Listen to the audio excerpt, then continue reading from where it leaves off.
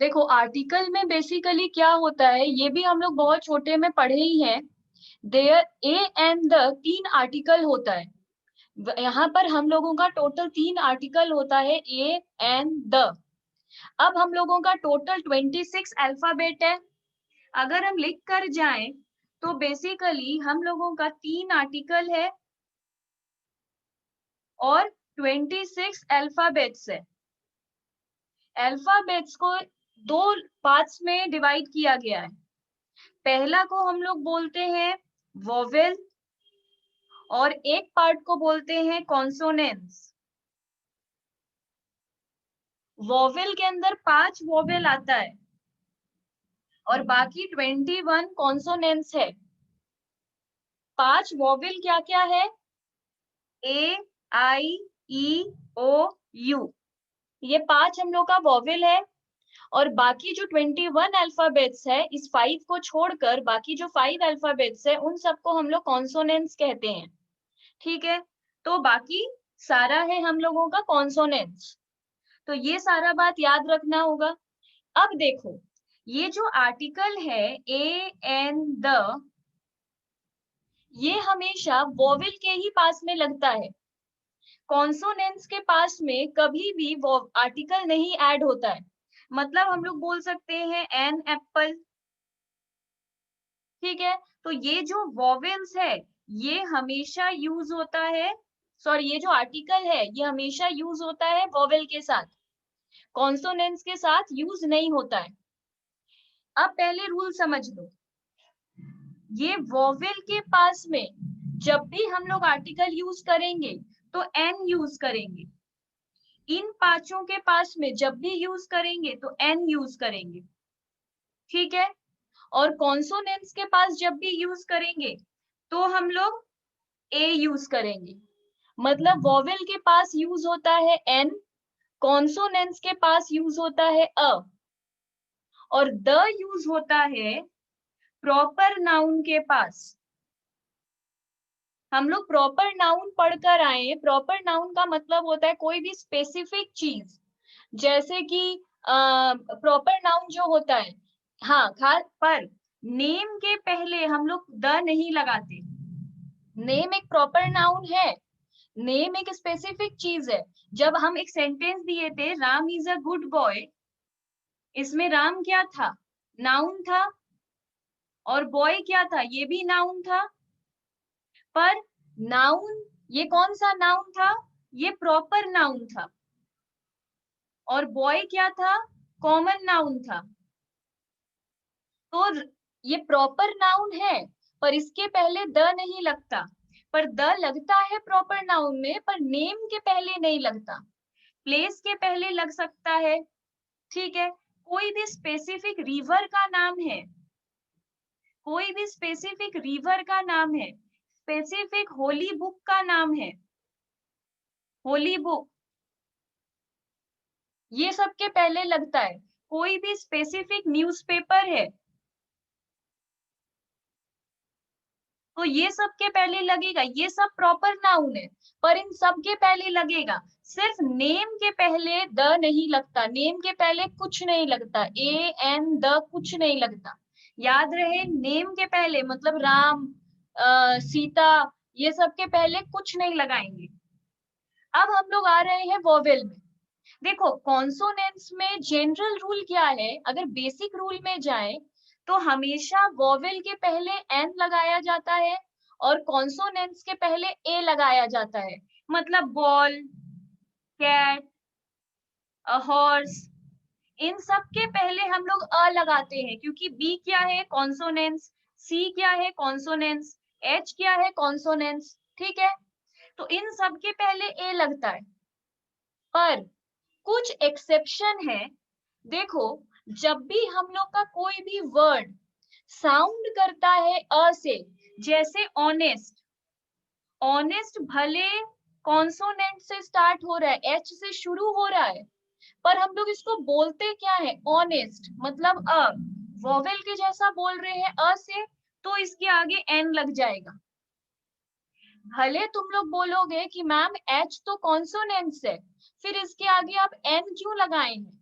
हम बोलेंगे क्योंकि ऑनेस्ट बोल रहे हैं उसको, एच से नहीं ए जैसा साउंड कर रहा है ये। अगर हम लोग बोलते हैं यूनिवर्सिटी, तो भले यू है इसमें, पर फिर भी इसमें ए लगेगा, अ यूनिवर्सिटी, फिर भी इसमें लगेगा अ यूनिवर्सिटी। क्यों? क्योंकि इसमें अ जैसा साउंड नहीं कर रहा है। तो वोवेल हमेशा, एन हमेशा यूज होता है जिसमें अ जैसा साउंड करे। ये इंपॉर्टेंट बात है। सीधे म्यूट कर लो आर्यन। तो इम्पोर्टेंट बात क्या है? इम्पोर्टेंट बात है कि वोवेल तो ठीक है, पर जिसमें अ जैसा साउंड करे उसी में हम लोग सिर्फ एन का यूज करेंगे। क्यों? आइसक्रीम में हम लोग क्या लगाते हैं? आइसक्रीम में हम लोग लगाते हैं एन। क्यों लगाते हैं? आई देखकर नहीं, क्योंकि इसको बोलते हैं आइसक्रीम, अ से बोलते हैं। जब भी हम लोग किसी वर्ड को अ से साउंड करता है वो, तो हम लोग उसमें एन लगाते हैं। तो अ मेन वर्ड है। अगर अ से साउंड, जैसे अगर बोल रहे हैं आउल, आउल ओ देखकर हम लोग यहाँ पे एन नहीं लगाते हैं, ये आ से शुरू होता है इसलिए। तो वोवेल हमेशा किसमें लगाएंगे? एन हमेशा किसमें लगाएंगे? जिसमें अ से साउंड करेगा, जिसको बोलते वक्त हम लोग अ से आ से बोलेंगे, ओ आ इस तरीके का वर्ड यूज करेंगे, तो उसमें एन लग जाएगा। और जो भी चीज में हम लोग का ये सब नहीं आएगा, उसको हम लोग अ से डिनोट करेंगे। इसमें बोल रहा है दिस इज द पेन, या फिर हम लोग बोलते हैं दिस इज अ पेन। इसमें क्या डिफरेंस है? अगर सोचो, उस जगह सोचो, तुम लोग कहीं पे गए हो और वहां पर पेन ढूंढ रहे हो, किसी के पास पेन नहीं है, एक जन से पेन मिल गया, तो तुम बोलोगे दिस इज द पेन। मतलब यहाँ पर सिर्फ ये एक ही पेन है। जैसे हम लोग कभी कहीं जाते हैं और कुछ जैसे पोस्ट ऑफिस ये सब जाते हैं, लेटर में बोलता है आप थोड़ा सा ये फोन नंबर भी लिख दीजिए। हम लोग फोन ले जाना भूल गए, सॉरी पेन ले जाना भूल गए, तो हम लोग वहां पे सबसे मांगने लगते हैं कि आपके पास पेन होगा क्या, आपके पास पेन होगा क्या। तो वहां पे एक आदमी हमको पेन मिला, तो हम लोग क्या बोलेंगे? I got the pen. I got the pen मतलब मेरे को ये पेन मिल गया। वहां पे एक ही पेन था। और अगर कहीं पे पेन रखा हुआ है, या हम तुमसे पेन मांगे, तुमने मुझे पेन दे दिया, तो दिस इज अ पेन। तो डिफरेंस क्या है द और अ का? द लगता है जब वो वहां पे स्पेसिफिक है, ऐसे तो स्पेसिफिक है ही। जैसे कोई कंट्री का नाम है, तो कभी हम लोग द नहीं लगाते, द इंडिया, द चाइना, ऐसा नहीं बोलते। तो याद रहे, कंट्री भी हम लोगों का स्पेसिफिक चीज ही है, पर कभी द यूज नहीं करते हैं। कोई भी लैंग्वेज के बाद में द यूज नहीं करते हैं। जैसे बोल रहे हैं कि the Hindi, the I know the I know I know the Hindi language, ऐसे कोई नहीं बोलता। आई नो हिंदी लैंग्वेज ऐसे बोलता है। तो लैंग्वेज के पहले कभी द नहीं लगता। क्यों ये सब हम अलग से लिखवाएं? ये सब भी तुम लोग को स्पेसिफिक लगेगा, पर नहीं होता। कभी स्ट्रीट के पहले नहीं लगता, जैसे the salt lake, I live in, I live in the salt lake, ऐसे कोई नहीं बोलता, I live in salt lake ऐसे बोलता है। तो कोई भी स्ट्रीट के नेम के पहले तुम लोग अपना कोई भी एड्रेस देखे हो कभी, जिस एड्रेस में द घुसाया हुआ है? नहीं, कोई भी स्ट्रीट नेम के पहले द नहीं होता, नेम के पहले द नहीं होता। तो ये चार चीज याद रखो, कंट्रीज, लैंग्वेज, स्ट्रीट और नेम। ये चार चीज भी स्पेसिफिक है, पर फिर भी कभी भी द नहीं लगता। हम बगल में एग्जाम्पल लिख दिए। और पेन के पहले भी द लग सकता है, पेन के पहले अ भी लग सकता है, एन तो लग ही नहीं सकता क्योंकि ये कॉन्सोनेंट है और अ जैसा साउंड भी नहीं कर रहा है, तो एन तो नहीं लगेगा। बट स्टूडेंट्स कंफ्यूज हो जाते हैं कि द लगेगा कि ए। अगर एमसीक्यू है तो बोथ का ऑप्शन वो लोग देगा, अगर नहीं देता है तो फिर अ लगाना, अ मोर एप्रोप्रिएट है। द भी कभी कभी यूज होता है, कब यूज होता है मैं एक्सप्लेन कर दी। The use in rivers, holy books, newspaper, यहाँ यहाँ द यूज होता है। जैसे the Ganges river, the holy book Ramayana, the Ramayana, the Mahabharata. Newspaper में the Times of India, the Hindustan Times, हम लोग ऐसे बोलते हैं। तो ये याद रखना बहुत जरूरी है कि द का यूज होता कब। अब इसके बाद आ रहे हैं फंडामेंटल्स ऑफ इंग्लिश में। ये बेसिकली बहुत ही नॉर्मल चीज है, बट स्टूडेंट्स इसको लेके काफी कंफ्यूज रहते हैं। फ्रेज में, क्लॉज में और सेंटेंस में क्या डिफरेंस है? देखो, क्लियर बात है, फ्रेज का कोई मीनिंग नहीं होता है। अगर सिर्फ फ्रेज, अगर हम कुछ ऐसा हम बोल रहे हैं आई लाइक, तो क्वेश्चन आ रहा है क्या लाइक करती है, कब लाइक करती है, क्यों लाइक करती है। I like group of words तो है, ये इसमें तुम कोई बोलता है कि जैसे इसके डेफिनेशन में बुक में तुम लोग को मिलेगा कि जिसमें सब्जेक्ट वर्ब का कॉम्बिनेशन नहीं होता है। बहुत बार डेफिनेशन में ये हर जगह मिलेगा, कोई भी कहीं पे भी पढ़ लो, बोलेगा फ्रेज में सब्जेक्ट और वर्ब नहीं होता है। पर अगर हम बोले आई लाइक, तब तो आई इसमें क्या है? आई इसमें प्रोनाउन है, और लाइक क्या है इसमें? वर्ब है। तो इसमें फ्रेज में सब्जेक्ट तो आई है। अगर हम बोलते हैं आई लाइक, तो इसमें आई क्या है? सब्जेक्ट, लाइक क्या है? वर्ब। तो डेफिनेशन क्या बोला? डेफिनेशन क्या बोला? कि सब्जेक्ट और वर्ब का जिसमें कॉम्बिनेशन नहीं होता है।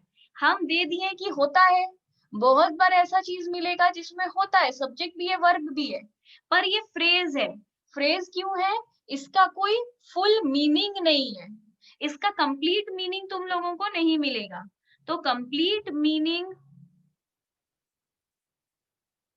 नो कंप्लीट मीनिंग, इसका कोई कंप्लीट मीनिंग नहीं है। पर क्लॉज क्या होता है? क्लॉज होता है, ये भी ग्रुप ऑफ वर्ड्स है, बहुत सारा वर्ड्स लिखा होगा, पर इसमें सब्जेक्ट और वर्ब का कॉम्बिनेशन होगा। और दूसरा बात, इसका मीनिंग होता है। क्लॉज खुद में एक मीनिंग फॉर्म करता है। जैसे जैसे अगर हम बोलेंगे I like Apple, I like Apple, इसका प्रॉपर मीनिंग है हमको एप्पल पसंद है, ये क्लॉज है। सेंटेंस क्या होता है? जिसमें ग्रुप ऑफ वर्ड्स तो होगा ही, सब्जेक्ट और वर्ब का कॉम्बिनेशन होगा, और क्लॉज से भी ज्यादा मीनिंगफुल होता है। हम बोले I like an apple every day for my good health, ये हुआ कंप्लीट सेंटेंस, क्योंकि हम पूरा बोल रहे हैं हमको एक एप्पल खाना डेली बहुत पसंद है, क्योंकि इससे मेरा अच्छा हेल्थ रहता है। पूरा ही हम सवाल का जवाब दे दिए हैं। तो वो हो गया है सेंटेंस, जिसमें हम, तो इसमें बोल रहे हैं does not give complete sense. इससे हम लोग का कंप्लीट सेंस नजर नहीं आता है कि बोलना क्या चाहते हैं। It can give complete sense, इसमें कैन मतलब देता है, कंप्लीट सेंस देता है, और इसमें है इट गिव्स कंप्लीट सेंस, ये तो हमेशा ही मेरे को एक कंप्लीट मीनिंग देगा। जैसे बोले if he comes I will help him, अगर वो आया तो हम उसको हेल्प करेंगे।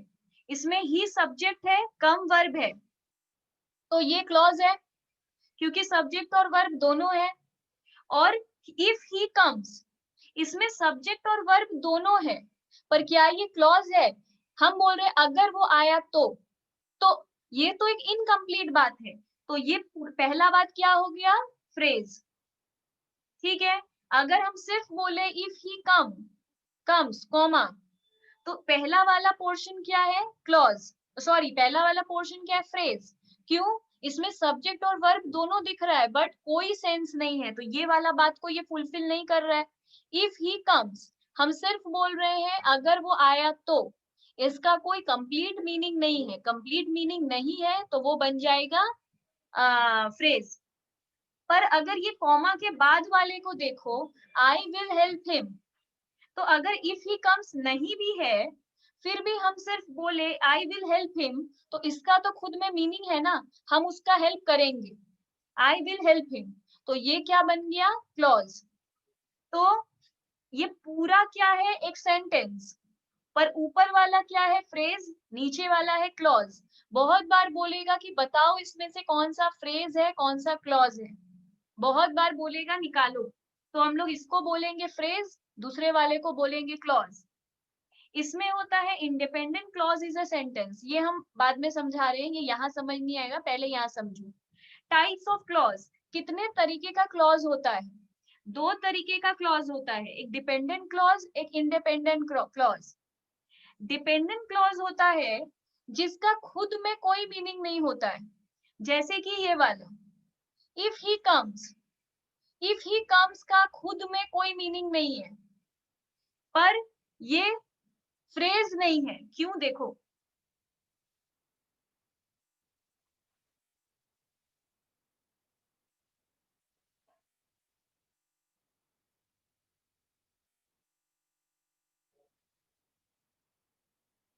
अगर हम तुम लोगों को एक सेंटेंस दिए, if he comes I will help him, ये हम तुम लोगों को दिए और बोले कि इसमें बताओ ये क्लॉज है कि फ्रेज है कि सेंटेंस है, और अगर क्लॉज है तो कौन सा क्लॉज है। तुम लोग बोलोगे मैम इफ ही कम्स एक क्लॉज है, आई विल हेल्प हिम एक क्लॉज है। हम बोलेंगे ये फ्रेज है, तुम लोग बोलोगे नहीं मैम ये तो क्लॉज है। हम बोलेंगे कैसे ये क्लॉज है, तुम बोलोगे मैम इसमें सब्जेक्ट भी है और वर्ब भी है, पर फ्रेज में तो सब्जेक्ट और वर्ब नहीं होता है, तो ये फ्रेज नहीं है। अगर फ्रेज में नो सब्जेक्ट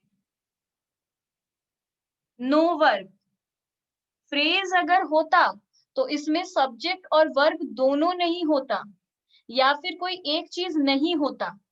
इसमें मैम सब्जेक्ट भी है वर्ब भी है, तो मैम ये फ्रेज तो नहीं है, ये क्लॉज है। ठीक है, सही है। इसमें आई सब्जेक्ट है, विल हेल्प वर्ब है, तो मैम ये भी क्लॉज है। अब हम बोलेंगे ठीक है क्लॉज तो है, कौन सा क्लॉज है। मैम ये डिपेंडेंट क्लॉज है। कैसे, क्योंकि इसका खुद में कोई मीनिंग नहीं है, जब तक ये लाइन इसके आगे ना ऐड हो इसका खुद में कोई मीनिंग नहीं है। इफ ही कम्स अगर वो आया तो इनकम्प्लीट सेंटेंस है, इसलिए मैम ये डिपेंडेंट क्लॉज है। ये इंडिपेंडेंट क्लॉज है। कैसे, मैम अगर कोई बोले आई विल हेल्प हिम तो इसका खुद में मीनिंग है हम उसका हेल्प करेंगे, इसको इसका जरूरत नहीं है, ये खुद में कंप्लीट मीनिंग दे रहा है, इसलिए ये इंडिपेंडेंट क्लॉज है। और इसका खुद में कोई मीनिंग नहीं है, इसलिए ये डिपेंडेंट क्लॉज है। ये क्लॉज है क्योंकि इसमें सब्जेक्ट और वर्ब है, ये फ्रेज नहीं है। ठीक है, तो इसलिए हम बहुत क्लियरली लिखवाए हैं डिपेंडेंट क्लॉज में which is dependent on another clause. जो डिपेंडेंट क्लॉज जो होता है वो एक दूसरे क्लॉज के ऊपर डिपेंडेंट होता है, मतलब ये एक डिपेंडेंट क्लॉज था, ये दूसरे क्लॉज के ऊपर डिपेंडेंट है, इसलिए इसको डिपेंडेंट क्लॉज कहते हैं। इसी का दूसरा नाम सबऑर्डिनेट क्लॉज होता है, याद रहे, इसीलिए इसका दूसरा नाम सबऑर्डिनेट क्लॉज है। इफ ही कम्स ये है सिर्फ डिपेंडेंट क्लॉज। इंडिपेंडेंट होता है, it is not dependent on any clause, ये किसी पे डिपेंडेंट नहीं होता है। Example I will help him, it has its own meaning, इसका खुद का मीनिंग है, इसका दूसरा नाम मेन क्लॉज है। तो मेन क्लॉज और सबऑर्डिनेट क्लॉज बहुत सारे बुक में मिलेगा, तो समझ जाना वही डिपेंडेंट और इंडिपेंडेंट है। मैम हाँ हाँ मैम हम पूछ रहे हैं कि अच्छा, उसके बाद हम लोग आ गए, अब बोल रहा है I like the cakes with cherries. तो आई है सब्जेक्ट, लाइक है वर्ब, तो ये है क्या, ये है तो क्लॉज, तो ये पूरा को बोल सकते हैं सेंटेंस। और अगर हम लोग इसको डिवाइड कर दें तो यहाँ पर ये डिवाइड नहीं होगा। क्यों ये डिवाइड नहीं होगा, अगर आई लाइक में हम डिवाइड कर दें तो आ जाएगा द केक विथ चेरीज। तो केक तो सब्जेक्ट है, इसमें वर्ब नहीं है, और इसको ब्रेक करने का कोई तरीका भी नहीं है, तो ये कंप्लीट क्लॉज है। उसके बाद बोल रहा है I remember what you said yesterday. What की वजह से ये दो सेंटेंस बन जाता है। I remember, I is subject, remember is verb, तो आई रिमेम्बर है क्लॉज, और व्हाट की वजह से ये टूट सकता है। जैसे याद रखना प्रीपोजिशन कंजंक्शन ये सब हेल्प करता है एक सेंटेंस को तोड़ने के लिए। I like you but as a friend बहुत कॉमन लाइन है, तो आई लाइक यू एक बात है, बट एज अ फ्रेंड एक वर्ड है, तो आई लाइक यू यहाँ पर तोड़ सकते हैं। यहाँ पे तोड़ने के लिए कोई प्रीपोजिशन या कंजंक्शन का यूज नहीं किया है, तो यहाँ किया है। और यहाँ जब किया तो इस पार्ट में भी देखो, you is subject, said is verb. तो आई रिमेम्बर क्लॉज है बट इसका कोई मतलब नहीं है, मेरे को याद है। क्या याद है, क्यों याद है, कोई भी आंसर नहीं मिल रहा है। तो इसलिए ये है dependent clause. What you said yesterday, ये भी खुद में डिपेंडेंट क्लॉज है, मिलकर बना है ये एक कंप्लीट क्लॉज। तो इट हैज टू क्लॉजेस। ठीक है, अब अगर क्लॉज के टाइप में जाए तो क्लॉज का 3 टाइप होता है। एक नाउन क्लॉज, एक होता है नाउन क्लॉज, एक होता है हम लोग का एडजेक्टिव क्लॉज, एक होता है हम लोग का एडवर्ब क्लॉज। ठीक है, ये नाउन क्लॉज क्या होता है? नाउन क्लॉज होता है जिसमें हम लोग का जो क्वेश्चन है उसका जो आंसर है वो एक नाउन है। मतलब क्या बोले आप, कुछ भी समझ नहीं आया। ठीक है, देखो, that acts as a noun, मतलब I believe that I will pass the test, I believe that I will pass the test, that है। तो डेफिनेटली दो क्लॉजेस के अंदर आई बिलीव और दूसरा I will pass the test, दो क्लॉज है। क्लॉज है कैसे, आई सब्जेक्ट है, बिलीव वर्ब है, तो ये एक क्लॉज है। आई सब्जेक्ट है, विल पास एक वर्ब है, तो ये भी एक क्लॉज है। पर हम पास हो जाएंगे, क्या पास हो जाओगे, टेस्ट पास हो जाएंगे। तो टेस्ट क्या है, नाउन। तो ये कौन सा क्लॉज हुआ, नाउन क्लॉज हुआ। एक और देखते हैं, यहाँ पे बोल रहा है आई थॉट वॉट शी वोर वॉज ब्यूटिफुल। वॉट से ये सेंटेंस को तोड़ा जा सकता है। तो आई थॉट सब्जेक्ट भी है, वर्ब भी है, इसमें सब्जेक्ट भी है, वर्ब भी है, तो ये एक क्लॉज है। शी एक सब्जेक्ट है, वोर वर्ब है। ठीक है, इसमें नाउन क्लॉज कैसे हो गया, What she wore was beautiful, वो जो पहनी है वो ब्यूटीफुल है। तो पहनी क्या होगी, ड्रेस, कपड़ा, कपड़ा क्या है, नाउन। तो ये नाउन क्लॉज है। जो आंसर मिल रहा है, वो जो पहनी है, पहनी थी, वो सुंदर था, तो वो क्या पहनी होगी, नाउन, ड्रेस पहनी होगी। You know what the weather will be, you know, you is subject, know is verb, तो ये एक क्लॉज है। अब वेदर सब्जेक्ट है, अब यहां पर एज सच कुछ विल बी वर्ब है। ठीक है, तो ये एक क्लॉज है। तुमको पता है कल क्या वेदर होगा, तो इसका आंसर है किस किस चीज के ऊपर फोकस हो रहा है, वेदर के ऊपर, मौसम। Weather is a noun, so it is a noun clause. फिर आते हैं एडजेक्टिव क्लॉज में। एडजेक्टिव क्लॉज में होता है सेम वही, the boy who you saw at bus stop committed a robbery। who एक वर्ड है जिससे हम लोग इसको ब्रेक किए। द बॉय एक क्लॉज है, ये दूसरा एक क्लॉज है। हम लोग देखें कि बस स्टॉप पे एक जन रॉबरी कर लिया, चोरी किया, तो हम लोग क्या देखे, हम लोग देखे चोरी करते हुए। जो वर्ब है उससे क्वेश्चन करो, नाउन और वर्ब को लेके क्वेश्चन करो। The boy who you saw, जिस लड़के को हम लोग देखे वो क्या किया, कमिटेड अ रॉबरी, इसमें नाउन का कुछ नहीं है, तो ये एडजेक्टिव है। रॉबरी एडजेक्टिव है, रॉब करना वर्ब है, रॉबरी एडजेक्टिव है। The girl who is leading the parade is my best friend. Who से ये सेंटेंस ब्रेक हो गया, ये दो क्लॉज है। जो लड़की है वो लीड कर रही थी, वो मेरी बेस्ट फ्रेंड है। तो बेस्ट क्या होता है, एडजेक्टिव। बेस्ट क्या होता है, एडजेक्टिव। तो ये है एक adjective clause. Can you see the bird that is on the fence. तो यहाँ पर ये क्या है, बेसिकली यहाँ पर तुम लोग बोल सकते हो ये नाउन क्लॉज है। ये हम गलती से एडजेक्टिव के अंदर लिख दिए, ये नाउन क्लॉज ही है। तो इस तरह एडजेक्टिव क्लॉज ओवर होता है। एडवर्ब क्या है, जो जो नाउन को या एडजेक्टिव को डिफाइन करता है।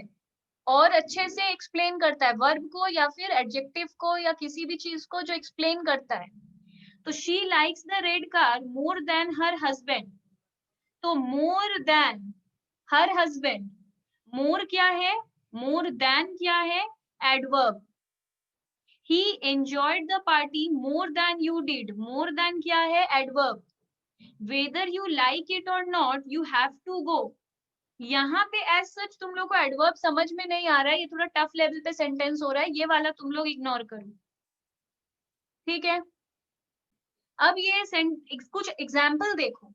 Choose the gift for whom ever you want।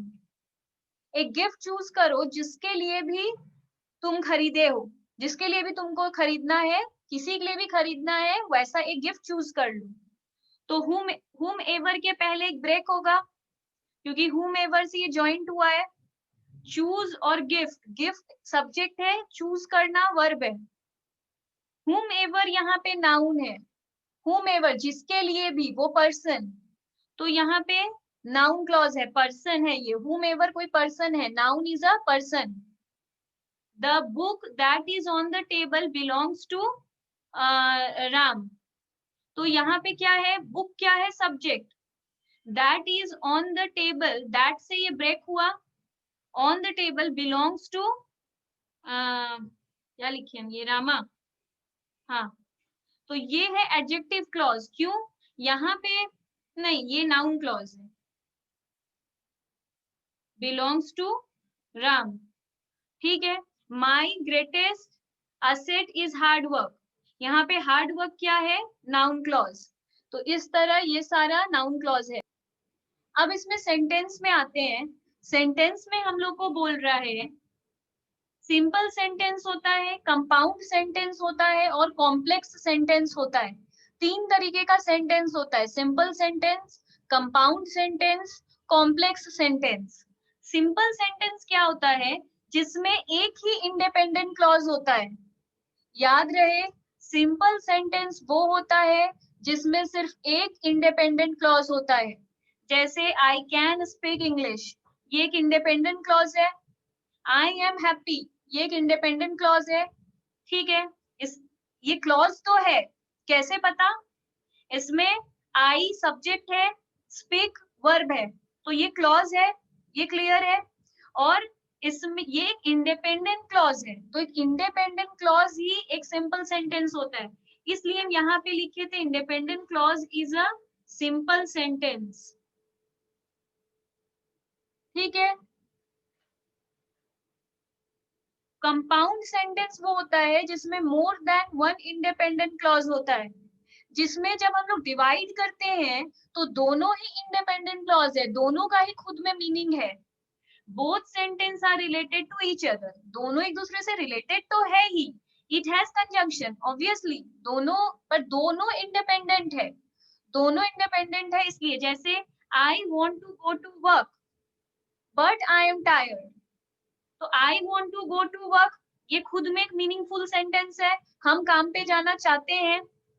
I am tired, हम थके हुए हैं, तो दोनों ही खुद में एक मीनिंगफुल क्लॉज है, इंडिपेंडेंट क्लॉज है, पर बट से इसको जोड़ा गया है, इसलिए ये एक बन जाता है सेंटेंस जिसमें दो इंडिपेंडेंट क्लॉज है, वो अगर जुड़ जाता है तो बन जाता है compound sentence. I will kill you और you will kill me, I will kill you एक इंडिपेंडेंट क्लॉज है, यू विल किल मी एक इंडिपेंडेंट क्लॉज है, इसको और से जोड़कर एक सेंटेंस बनाए। आई एम सिटिंग एक इंडिपेंडेंट क्लॉज है, ही इज स्लीपिंग एक इंडिपेंडेंट क्लॉज है, इसको एंड से जोड़कर एक सेंटेंस बनाए, तो जिसमें दो इंडिपेंडेंट क्लॉज है वो कंपाउंड सेंटेंस है। इसमें क्या होता है, कॉम्प्लेक्स सेंटेंस में एक इंडिपेंडेंट क्लॉज होता है, एक डिपेंडेंट क्लॉज होता है, जो हम यहाँ पे बताए थे। If he comes I will help him, ये है हम लोगों का कॉम्प्लेक्स सेंटेंस, जिसमें हम लोग का होता है although he was wealthy still he was unhappy.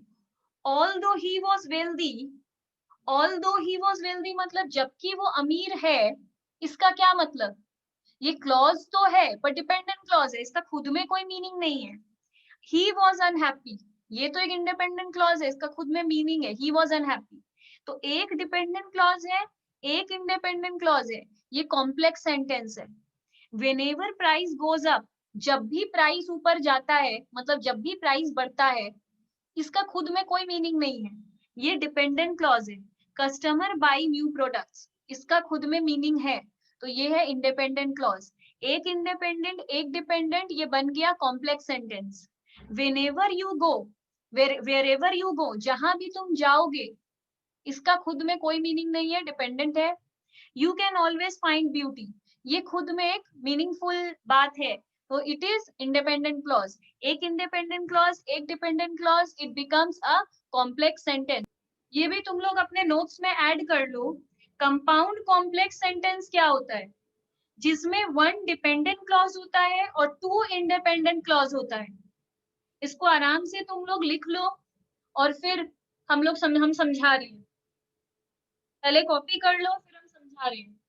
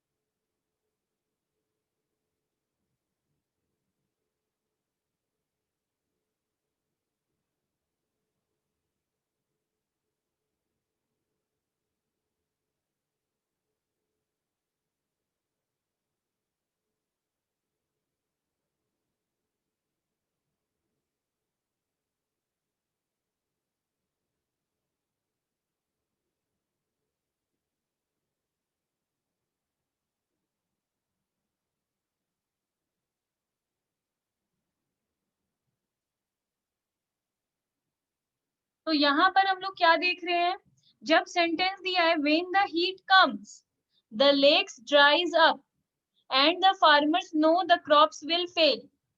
जब हीट आता है, मतलब बहुत गर्मी आता है, तो व्हेन द हीट कम्स, जब बहुत गर्मी आता है, तो क्या, ये तो इनकम्प्लीट है, इसलिए dependent clause. The lakes dries up, इसका खुद में एक मीनिंग है, द लेक्स ड्राइज अप, तो ये एक इंडिपेंडेंट क्लॉज है। The farmer no the crops will fail, farmer को पता है क्रॉप खराब हो जाएगा, ये भी खुद में एक इंडिपेंडेंट क्लॉज है। तो दो इंडिपेंडेंट क्लॉज है, एक डिपेंडेंट क्लॉज है, it is compound complex sentence.